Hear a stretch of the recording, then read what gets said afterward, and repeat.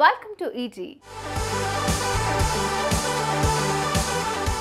తెలుగు బుల్లితెరపై దుమ్ము రేపిన సీరియల్ ఏదంటే చాలా మందికి ముందుగా గుర్తొచ్చేది మొగలి రేకులు.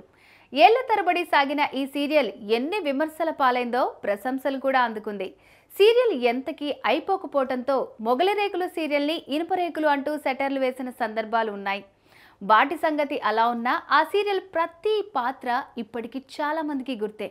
ముఖ్యంగా ఆర్కే నాయుడు భార్యగా శాంతి పాత్రలో నటించిన షీలా సింగ్ బాగా ఫేమస్ అయింది. అందం, అభినయంతో మంచి ఫాలోయింగ్ను తెచ్చుకుంది. మనసుకు హత్తుకునేలాగా నటించడంలో తన తర్వాతే ఎవరైనా అన్నట్టుగా ముద్ర వేసుకుంది. ఆ తర్వాత కూడా మంచి రోల్స్ చేస్తూ తన ఇమేజ్ను కాపాడుకుంటూ వస్తోంది. ప్రస్తుతం శ్రీమతి శ్రీనివాస్తో మరోసారి అందరి మనసును దోచుకుంటోంది. అయితే లక్షలాది మంది ప్రేక్షక అభిమానుల్ని పొందిన షీలా సింగ్ పర్సనల్ డీటెయిల్స్ గురించి ఎవరికీ పెద్దగా తెలీదు. షీలా సింగ్ అసలు పేరు మీనాక్షి. ఆమె భర్త పేరు కళ్యాణ్.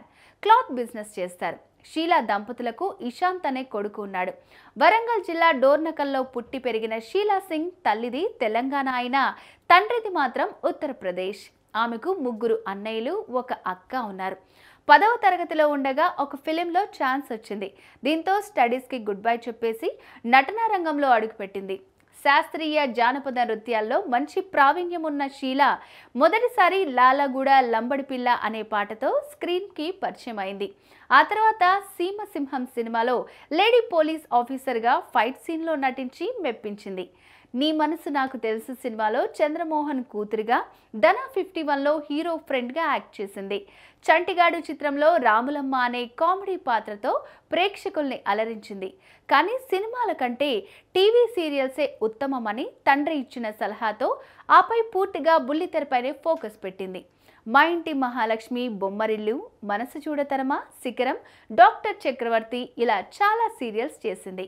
ఆ తర్వాత కొంత గ్యాప్ తీసుకుని ఇక కెరీర్ సెకండ్ ఇన్నింగ్స్ను మొదలు పెట్టింది. నిన్నే పెళ్లాడతా, మట్టిగాజులు, అత్తారింటికి దారేది, సావిత్రమ్మ గారి అబ్బాయి సీరియల్స్లో నటించింది.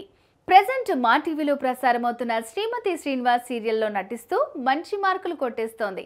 షీలా నటన గురించి మీరేమనుకుంటున్నారో కామెంట్స్లో తెలపండి.